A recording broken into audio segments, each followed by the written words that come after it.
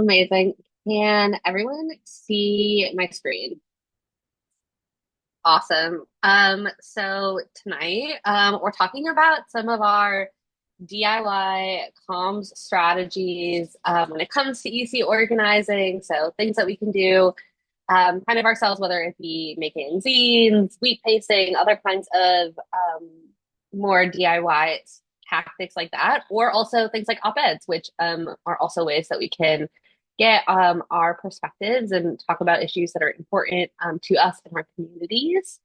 Um, so first, a little bit about me. My name is Maddie. I use she and they pronouns. I am a former student organizer. I used to organize with GW Rage and Foggy Bottom Plan B at the George Washington University in DC. And you can see some of my pictures from my time there here, including with our Plan B vending machine on campus. I also organize with EC for DC or Emergency Contraception for DC that I co-founded with some other former student organizers. It's a mutual aid project providing emergency contraception throughout DC.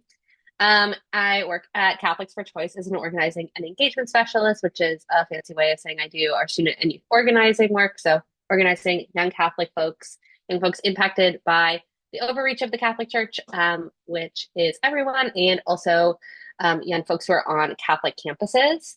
And I'm also an abortion doula with our abortion doula collective here in DC, DC Doulas for Choice, and do some abortion doula work with advocates for youth. So I've kind of gotten to use a variety of different ways to kind of develop some DIY strategies and stuff, and I'm super excited to talk about them because I also am a huge zine nerd and have like a whole little repro zine bookshelf in my home. So I wanted to start with talking about zines, which are a low-cost independent publications that are typically outside the mainstream. There are non-commercially focused with what is usually called like a small distribution, really just things that aren't like a mass magazine that's going to like tens or hundreds of thousands of folks. And they're an expression of DIY culture and don't require a lot of special equipment or knowledge. Usually they're reproducible on a photocopy machine or with a standard printer. I also really liked this definition from a zine work that somebody made as a part of a zine making workshop during International Zine Month. Where they define a zine is not just a self-made and self-published booklet, but is also situated within DIY culture. This means it is nonprofit, non-commercial, low budget, and non-competitive. Topics and styles can vary, but it's important that zines remain accessible both to readers, everyone can afford to buy or trade them, and to writers, everyone can make them. Zines don't exist as little paper islands, but they are connected and blossom within a mutually supportive zine community. And so there's kind of like a lot of elements there that we'll get into as we continue to talk about zines, but they're a really important part of kind of DIY ways to spread the word and can have some really cool utilizations in our emergency contraception organizing. A little bit about history of zines themselves. They kind of started to emerge in the early 1930s. Originally, were really science fiction focused, hence zine coming from the term fanzine or like fan magazine. And people were producing them using mimeograph machines, which was like an older version of a photocopier. But in the 1970s, when the Xerox was invented and more widespreadly available, zines were a lot easier and cheaper to reproduce. So folks started making a lot more of them. In the 1980s, they were used pretty heavily in queer communities to spread information about HIV and AIDS and organize, which is a part of their history in kind of movements that don't necessarily have the same ability to spread information in mainstream ways. And they were also in the 90s a prominent feature of the feminist riot girl movement that we'll talk about a little bit on our next slide. So talking about zines in a feminist context, first, I think that zines really embody a lot of feminist praxis. They've been a part of activist movements. particularly anti-establishment movements, because they allow us to share knowledge beyond typically gate-kept means. So anyone can make a zine and distribute their zine, and that means that there's less like institutions controlling what can and can't be said in them. And thus they're a tool for marginalized groups to be able to share their experiences and organize. Um, they're really, in one way, as kind of feminist praxis here, a method to engage with feminist theories and share feminist ideas kind of broadly. I think we can all think about instances in which we could use a zine to break down some of the concepts that we might talk about in theory, or use them to share ideas related to feminism, or things like ideas about EC and its accessibility, other things like that. But also, zines in themselves challenge some of our traditional modes of knowledge creation, which is something important to a lot of feminist theory, and kind of challenge knowledge that comes not necessarily from institutions and the academy, but also from people and their lived experiences. And so they present a way for people who faced barriers to kind of these traditional hierarchical modes of knowledge sharing, to build and share power.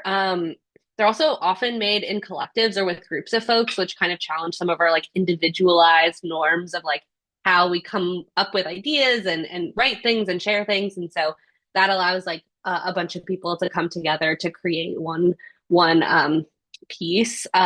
They also embody like the personal is political, and are often used to incorporate storytelling, or other people connecting their personal experiences and narratives to broader political struggle. Um, and that is another part of kind of some of the ways that they can be used, in kind of a feminist way. But one kind of important history point that I think comes up in a lot of people's conception when they like think of a zine is the Riot Grrrl movement, which was started in the 90s in Olympia, Washington, as a response to like very largely male-centered punk scenes. So it's often kind of epitomized by punk bands like Bikini Kill, Bratmobile, Heaven's to Betsy, Pussy Riot, and Sleater-Kinney. And it's not to really reframe and redefine their identities through expressions of things that they didn't necessarily feel like they could express in the male-centered punk scene, and so wanted to have these spaces to be able to express their anger and rage and frustration.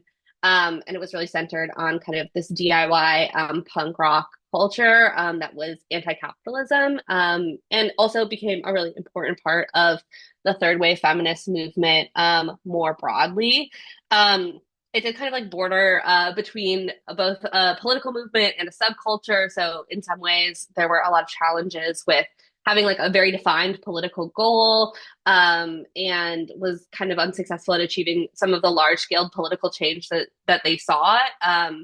And also has very rightfully been critiqued for kind of being centered on mostly white to middle to upper class cis women. But one thing that it did do, as a movement and subculture, was build a space for women to share their stories and experiences, particularly around sexual assault and abortion and kind of other storytelling through those, through zines and music. So I have a picture from the Bikini Kill zine here, but it was kind of one of those, an image that I think comes to mind when we think about zines, and the context of 90s feminism. And then I wanted to talk a little bit about a case study of somewhere, to kind of that uses zines to talk, and kind of put some more examples to how you can use zines and why you might want to use zines. So Easy for DC uses zines a lot. And here I have one of ours here. We use like a little mini zine, so it's produced from one page of paper. It makes the zines, and they go in each of our distribution kits that have the dose of EC and stuff, so folks can get more information about that. They have abortion resources, and then they also have information about getting involved, because as a mutual aid project, it's really important for us that the folks who are accessing EC are also being plugged into our work. But why we chose to use zines in a lot of our distribution work is one, that they're low cost, so they can be made without professional printing. We print them on regular paper, they're black and white, one-sided, which makes it much cheaper for us to be able to print them and kind of like use either the printer of a nonprofit that people are working at or a local library to kind of mass produce our zines. They also have a community building aspect to them. So at our events or packing parties or other things, we have folks holding zines, and we like to also have questions for folks to talk about while they're like putting together kits and stuff, that ask questions about EC access and what that means to them and what kind of organizing they want to do around it. So it's a place where folks can get together and do something physical, but also be still talking to each other and kind of bring everyone together and being invested in our distribution work. They also center community knowledge. Something that is important for us is also understanding that the people in our community have a lot of knowledge around what health care works for them, and it can deconstruct some of like the typical ideas around who possesses knowledge around reproductive health care. And so this is a way for folks to access this information in ways that are maybe more accessible to them because of like the language that's used or other things. And so it's important for us to kind of center that as a way that folks can access information. Also, there's still a physical resource. We do a lot of like tabling and other stuff, and it's just really nice sometimes to um, have a physical resource. And we also still know that like access to the internet and digital spaces is something that still is like unfortunately not something that everyone has access to. And also with increasing censorship and other stuff online, like sometimes it's nice to be able to share something that's physical and we can like really have in the community. And then lastly, because we operate on like a mutual aid model, and kind of try and do a lot of our things DIY, we're very scrappy and small. We've kind of have found that the aesthetic of zines kind of matches it, where it's something that people feel is local and independent and self-made and kind of can be a way to express our values through also our aesthetic choices, which I think is something we don't talk about as much in movement spaces. But yeah, that is kind of why we have been using zines. And then my last part about zines, I just wanted to talk a little bit about how to make zines. The first thing I always like to do is find some inspo. So there are a number of archives of zines. I am based in DC, and we're really lucky to have a big archive of zines at the DC Public Library, including the Punk zine archive. But there are a number of other archives that are available online. And I think it's always really fun to see what folks have produced for zines and get ideas. There are a couple of student organizations that I know of that have collections of zines. I know when I was at GW Rage, we put together a zine library on our website. And the Reproductive Justice Collective at Barnard and Columbia also has made a number of abortion-related zines. And so I think it's always fun to see what other people are making. But really a big rule about zines is kind of that there are no rules, and you can make whatever zine you want and however you want to make it. But I think some questions that have been helpful to me as I have made zines, or that I think about when I'm starting the process, is thinking about what you want your zine to say and what you want it to be about. It can really be about anything. I know like they can range from being really specific to EC access and about like something that has kind of that typical information we would think of when we're talking about EC, but also it can be a place to share stories. People have zines that have multiple volumes and are produced many times. So there's really a lot of room to think about what you want your zine to say. Also thinking about the format is important, not only because it can impact like how much space you have to share your thoughts, and so can kind of impact how much writing you do as a part of the zine, but also because it can change some of like the details of like what resources you need to be able to produce it and things. So some of the common formats are like the little mini zine. It's produced with one piece of paper. It's 8 pages. There's a lot of good stuff you can fit there. People also make like a half page zine. So it's kind of more like paper folded in half and then stapled in the middle, which gives you like a lot more flexibility in terms of like how much information you can fit. But also is like requires more paper and is a little bit bigger. And then some people do like a quarter page. So it's like when they cut it in quarter and then it's a little bit smaller like that. So those are kind of some of the common formats, but really there's an infinite number of ways that you can make a zine. Really anything that combines pieces of paper into a booklet. I know I recently made like a spiral zine, so it was like little like pieces folded together, and then like I taped them. It was kind of a complicated, mathematical figuring out how to make it happen. But if you can combine paper into a booklet of some sort, it can be a zine. Um, and then another thing is where do you want to design it? So I like to design a lot of my zines online. I find it a little bit easier for myself. I am an iPad girly, and so I love to do them on there. But a lot of people also like making them physically, and that's the way a lot of old school zines were made, especially with like clippings from magazines or pieces that were typewritten and then torn out and stuff. So if you want to make zines digitally, some resources that can be helpful are things like obviously we probably all have heard about Canva, but there are some other free online zine makers that are more specific, like the Electric Zine Maker or Shrimp Zine. And then also to get like, if you want your zine to be available online for folks to see, it can be helpful to have like a flipbook software. So Issuu or Hazine are great ways to like post your zine online so folks can like flip through and it's not just like scrolling through a PDF, which kind of gives folks the experience of a zine, but online. And then if you're making it physically, obviously you'll want to have all of your like physical resources like paper and pens and magazines or whatever else you want to fill your zine with. It's really up to you. But I also Barnard College, as a part of their zine library and other stuff, has some really great like templates for like how to break your piece of paper into pages and stuff that can be helpful as you decide like are starting to design your zine.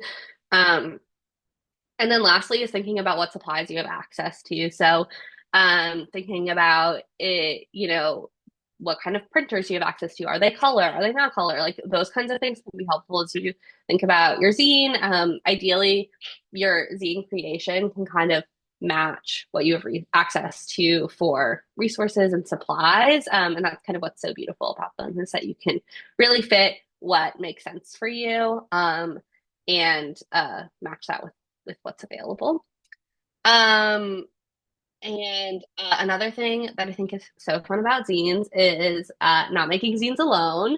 There are a lot of ways that you can get other folks involved in your zine making, whether it's hosting a zine making workshop or folding zines together, are great ways that you can make zines with other folks. Also, if your zine has more like multiple volumes, or you want to incorporate other people's stories, or things like that, you can invite other people's work to be a part of your zine. So inviting submissions is really awesome. And then also reading zines from other artists and building community among other people who make zines. A lot of places have zine fests. There are organizations that do work with zines and stuff. So it can be fun to get in community with other folks. A lot of times it's fun to be able to build those connections across issues in our broader movement for justice and liberation. And there are a lot of like cool ways that you can learn about that through zines as well. Before I move on from zines, does anyone have questions?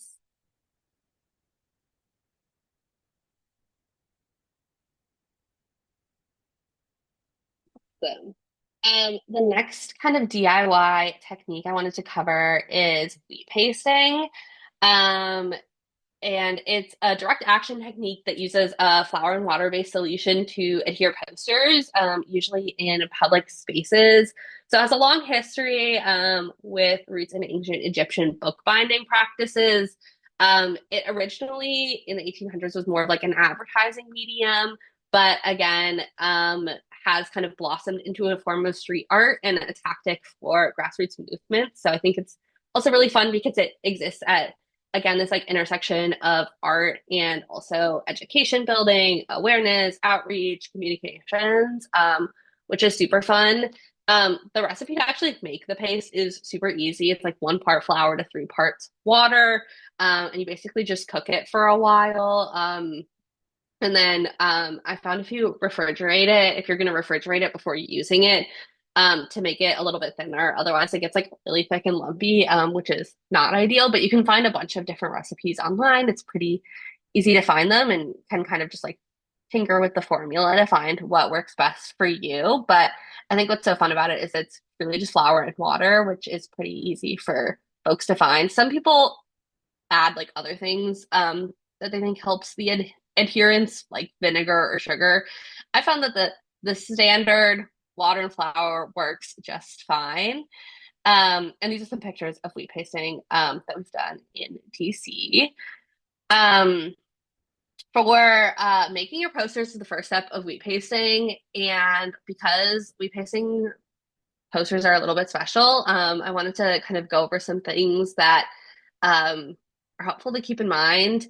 The first thing is to make them easily readable. So thinking like large, bold text. We want folks to like be able to read them from far away, to get our message immediately, and be able to read them. So as much as we want to make fun designs, which I love to do, this is one of the posters from when we were working for Affordable and Accessible Plan B on campus. That's based on the Plan B box design. That's really recognizable to folks. So you can do fun things with them too, but making them easily readable really helps their efficacy. Also, the message is important. You only have a couple words, especially if you're using a regular size piece of paper. So really taking the time to think about what your message is important, and can is worth it. I think like taking that time to really drill down to exactly what you want it to say. You also want to include a way for people to learn more or take action. Most of the time, people will just like see your wheat pasting posters, and they're great for like raising awareness and kind of generating more attention to the issue and things. But we also have folks who then want to take more action because they're excited about what your poster has to say. So adding QR codes to your poster can be a really great way to do this, or adding kind of like other calls to action for folks, whether it's to like attend a protest on a specific day or something like that. You want to include that next step for folks who resonate with your message. You also don't have to be limited to a normal 8.5 by 11 piece of paper. You can do them on like kind of still in the standard size range of like an 8.5 by 14 or 11 by 17 if those are available. I know that like the light boxes in DC are like pretty perfectly 11 by 17. And so those are like they hit it right. It's a beautiful size for them. But you can also do bigger. I think I've gone as big as like 2 feet by 3 feet, which was really fun once. And to kind of get that bigger poster, you can either like find a local printer. So always asking other local organizations that do wheat pasting what they use, or looking for local union shops is great.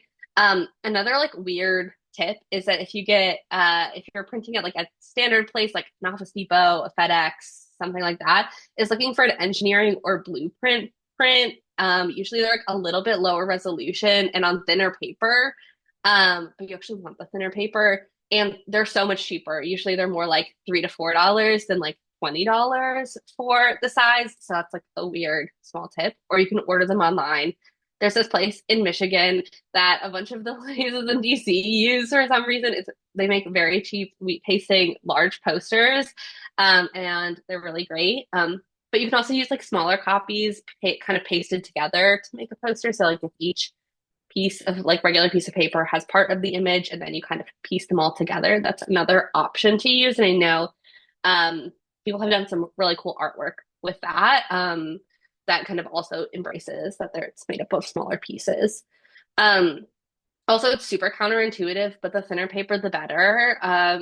One time we got posters printed by, I don't even remember who, and it was like the thickest paper, and it like seemed like it was going to be so perfect. You're like, oh God, this is so nice. Like this paper is such high quality. These are going to stay up forever. And it was so hard to get them pasted. So the thinner the paper, the better it like better adheres the glue. And then if you don't have access to color printing, but you still want them to be vibrant and catch people's attention, is to consider colored paper. I always forget that we can just get really fun neon paper. And it makes them like really readable, but you can still print on black and white, which makes it more cost effective. Um, and then actually putting your wheat pasting posters up. The putting of the posters up is pretty simple. You really just have to put paste. It's like a like paste sandwich. It's like putting paste down on the surface, putting the poster on top, and then putting another layer of paste wherever you go. But there are some things that you want to keep in mind when you're doing that. The first is to understand the legality where you are. So in some places like DC, wheat pasting is totally legal. And it's not criminalized. In other places, it might be criminalized. And also, regardless of if it is or isn't criminalized for certain people, we all know that criminalization really is something that is disproportionately affects folks of certain identities and stuff. So also something just to keep in mind when you're thinking of wheat pasting is kind of like what is the general vibes around criminalization potential or kind of policing and other things. Um, Kind of jumping off of that too is to go out in groups. One, it's more fun. Wheat facing with other people is more fun. It's also just so much easier if you have folks with you. It's also safer. Sometimes when you're putting up a message, we don't always know how everyone will react to it. I know there was one time me and another organizer were putting up EC for DC posters, we pasting them, and we had somebody stop us and was like, "Does that mean you hate babies?" Um, and we ended up having a great conversation with them, and we're like, "No, like we're talking about emergency contraception. If you've ever heard of it, blah blah blah. We're talking about it, talking about how much it costs, and that's why." We help folks access it for free, and then ended up being like super supportive of emergency contraception. It just like took a little bit, but you never know like what folks' reactions will be. So it's always great for safety to be out with other folks. Um, and then you also want to think of like where you're putting up your posters. So we kind of like balance high traffic areas where posters might not stay up as long. Sometimes like business improvement districts or other places will like have folks go and take posters down. And so understanding that like in some of those really high visibility places, they might not last as long. Also, like you're more likely to run into somebody who isn't super a fan of your message and wants to like try and take them down themselves. So kind of balancing that with like having a poster that's up forever, but in an alley where no one ever sees it. So kind of trying to think of like places that kind of hit that balance somewhere where folks are seeing them. I think sometimes like if you have been in an area before and you know that there's like a place where folks are always standing in line somewhere outside, like making sure there are posters that folks can see, thinking about like what side of light boxes or stuff you're putting it on is something that you can think about. Also, if you're like on a campus, being really familiar with what property your school owns versus what property is the city or the public property is really great. I know that I like really got into like the GW border of like what they owned and didn't own for like light boxes and stuff. And so being familiar with that is also something that can be helpful because they might have different policies. And then also when to put up your posters. Depending on the area you're in, it can be totally normal and fine to be putting them up in the middle of the day. Sometimes folks prefer to go out like more inconspicuously when it might not be as obvious that they're just like wheat pasting all over the neighborhood. So just another thing to keep in mind. Um, and then it kind of gets us into tips. The bigger the brush, the better. It makes it go so much faster. Getting like wallpaper brushes, something that's like 4 inches is really helpful. Pairs are great because you can have one person apply the paste and the other person can be holding the posters and supplies and kind of like stick the poster on and kind of that is a great way to get into the rhythm. Um, Also the paste itself can kind of get heavy. So I found that using like a number of smaller containers or like a tray to pour it into can make it easier to carry over a long time. And then really make sure to get the corners and the edges. This is the part that makes them really easy to take down if the corners or the edges are kind of peeling up. So taking that time to make sure that the corners and the edges are secure is what helps them stay up for forever. I know one time we were doing wheat pasting for a self-managed abortion week of action, and we were going out again like the next year, and we had found some of our posters from the year prior that were still up. So that was super exciting to see. So if you paste the corners really well and like put them in good areas, sometimes they can last truly forever, which is so exciting. Eventually, they will biodegrade, which is the other part of wheat pasting, is that it is more environmentally friendly in that way. Um, but yeah, before I move on to op-eds, does anyone have wheat pasting questions? Awesome.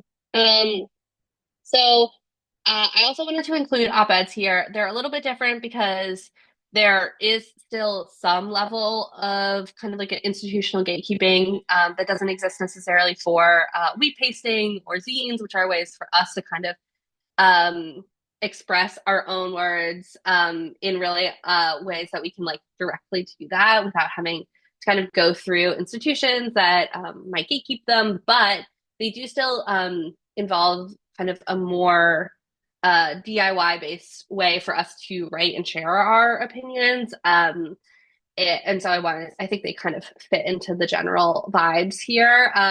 They're typically about 500 to 750 word long opinion essays from independent contributors, so folks who aren't on staff at newspapers. And they offer an opportunity for voices that are not usually represented by the media to be represented and to get the word out. But again, as I noted, publication is still controlled by news institutions. So sometimes that limits what we can and can't say and what does and doesn't get published. Um, and for pitching an op-ed, which is how you get them published anywhere, it varies by newspaper. Usually there's some kind of like opinions email to submit op-eds or a form, and that's when you want to send in your op-ed with a really succinct and attention-grabbing email that addresses the question of like why your op-ed and why now. Like why would they want to publish this op-ed? Why is it an important issue for your community? And why in this moment is it something that they should be dedicating space in their newspaper to it? It also can really help to yeah. Often, especially for like student newspapers or kind of other things, it'll be like the person who's in charge of the opinions page. So it'll be like somebody's name at the newspaper, or it'll be like opinions at insert newspaper. And so like if you go onto any newspaper and are like on the opinions page, usually you'll see some kind of like their description of how to submit an op-ed. But building relationships with journalists ahead of time can, one, increase your chances of publication, and two, help you make sure that you're pitching your op-ed to the right person who cares. So um, when I was a student on campus, me and our student journalists got really close and would constantly be talking to each other and stuff. So it was really helpful for us to kind of have those relationships. So when I was like, hey, this is happening, I want to write an op-ed, like, that sound good.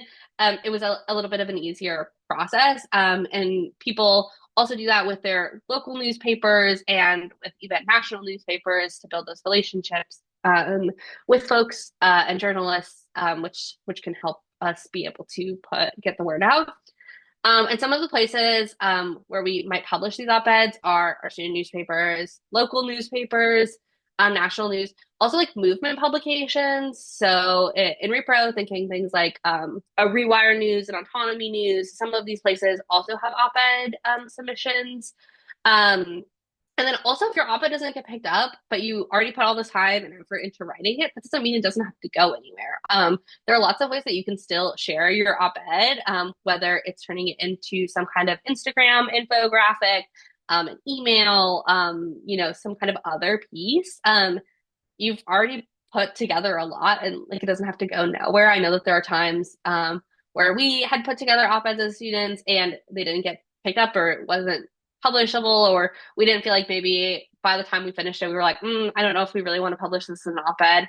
And you can still turn that content into something. So also think creatively when your op-ed doesn't get picked up, where you might want to um, put it to use somewhere else. Send it through your email list or something like that. A Substack, yes. Love a Substack. But yeah, when you are actually getting down to the nitty-gritty of writing your op-ed, the first thing you want to do is understanding your audience. It's really important that our op-eds speak to who we're talking to, which is why it's also important to know kind of the outlets that we might be trying to put our op-ed into. So, what do they already know? But what do they not know that we want them to know is something that's important so that we can meet them where they're at in terms of information, and not be like talking about something that they have no idea about and they're really confused the entire time they're reading their op-ed because they have no idea what emergency contraception is something that we want to make sure that we're meeting folks where they are in terms of what we think that they might know and what they might not know. I think it's always good to lean a little bit more towards to explaining more than you think you might need to. I know when I was writing our op-ed about emergency contraception and vending machines, we ended up like having to talk a lot with like the editor and staff or whatever, and they were all straight men, and they had like so many weird questions about UC that I didn't think anyone could ever have about UC. And at one point, they were like putting in editing comments, and they were like, "We were like, it's this much, per pack or whatever," and they're like, "How many pills are in a pack?" And I was like, "One." And so it's like sometimes even the things that we think everyone knows are things that they might not. So thinking about what folks know, also thinking about what they care about, what can connect um, them to what you're writing about. What are things that are happening that might be that connection piece for them. Also, what biases or preconceptions your audience might have is something to keep in mind, just like as we're writing, are things that we want to have in the back of our heads. And then, how do you want your audience to react, and what action do you want them to take? Can be important. There are a lot of different ways that we like can steer people with how we tell a story or present, what has happened. And so, being really clear about how we want somebody to react and what action we want to take them to take is important. The format could be really flexible, and kind of match what works for you in terms of your writing, but kind of a typical format for an op-ed or structure is something that starts with an attention catching first sentence, or a short lead. So something that's catching folks' attention, maybe a little bit of a story, something like that to draw them in. Then we like open an opening paragraph with our main argument to introduce folks to what we're talking about. And then we get into our body paragraphs, which are supports for our main arguments. We refute any counter arguments that we think folks might have. Um, and then we close that all out with a closing paragraph that reiterates our main points and offers a solution and call to action, which is really important in an op-ed. We want to make sure that we're driving folks to some form of action in it, and you can kind of include, make sure that you have that solution. I like to do a solution and a call to action, so it's like a solution. Often, if we're writing it like for what action we are asking the institution to take, and then also like if somebody isn't a part of that institution, like they're not actually somebody who has the ability to enact that solution, what action they can take to get involved with us or support this work if it resonates with them. And then ending on a memorable final sentence as well. Op-eds are pretty short, so they're pretty packed with trying to include things that are memorable to folks, and kind of like some of those punchy sentences can be great. So that is all that I have on our DIY comm strategies. But I wanted to open the floor up to anyone if y'all have any questions about any of that, whether it's we pacing, zines, heads, ideas that have come up for you. What was I have questions. Thank you for that. That was so cute, and I love the presentation. Super cutie. Do you happen to have a good example of a template for a proposal for an op-ed? Like when you reach out to people like, hey, publish my thing, what do you usually say? That's a good question. Um, it depends on like what journalist I'm reaching out to. Usually, it'll be like some kind of greeting, but I like to get right into it too and be like, this is a thing that's happening, on campus, or this is like the situation that's happening, and how it would like affect people in the community. And then be like, as insert some kind of like what your experiences or relation to the issue can be important to like establish yourself. Often people like to publish op-eds of people that they think are like experts in the area. So if you're like your students and you're organizing on EC and you're writing an op-ed about EC, including that experience is helpful. And so uh, including that as well in the email. It doesn't have to be very long. Sometimes it depends on what publication you're pitching to. Sometimes they prefer you to have the op-ed be written and like attached, and you'll be like the op-ed, is attached. And sometimes it can be more flexible. But typically I think it's best to go in with at least some draft of your op-ed before you pitch. Does that help? That was perfect. Thank you.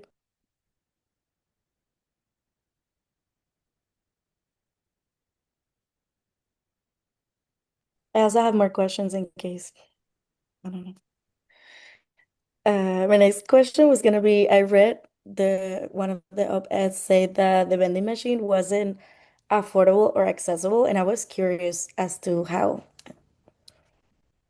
Yeah, we had a lot of issues with kind of like the first vending machine on campus. And it had kind of like been installed without a lot of student impact, student feedback, or kind of other things. And like our student government had really, post-ops, been really passionate about getting a vending machine on campus, but like not necessarily wanting to take all the steps to ensure that like what they were doing was actually increasing access for people. And so it was like in a non 24/7 building, and the plan B was still $30, which was like the same cost as it was in the 24/7 CVS across the street. And it was like in the middle of a very busy hallway. So like there wasn't a lot of privacy for folks, and it didn't take like our student dining dollars. So you could like only use like other credit cards. It was just like there were kind of like a lot of the accessibility things for students were issues we had had. And so we wanted the school to make the plan B cheaper. We wanted them to make it 24/7. And also, GW has like two campuses. They have one that's in downtown DC that has much more access to, obviously, there's a CVS near campus, there are pharmacies.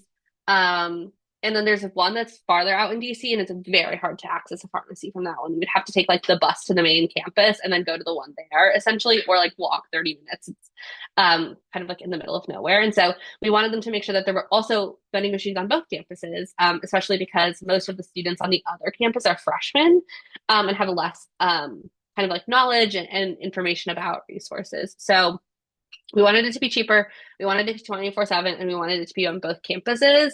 And then we also wanted it to take our like GW dining, whatever, like the money your school puts on a card that you can use at local restaurants and those kinds of things. And so that's kind of what we were fighting for. And we did end up winning two new vending machines that are 24/7. Both of them, the plan B is now $5 for students, and they can use their cards. And we went from selling 30 doses in our first semester to over 250 in the first semester of the new vending machines. And so it was just like one of those things where we're like, we kind of haven't done a thing. Like there's a vending machine here, but the access doesn't really improve for students. So definitely, but we were able to through the kind of organizing and other stuff get the university to do that, and our student government like actually subsidizes the cost of EC2 so that it will always be $5, which is awesome.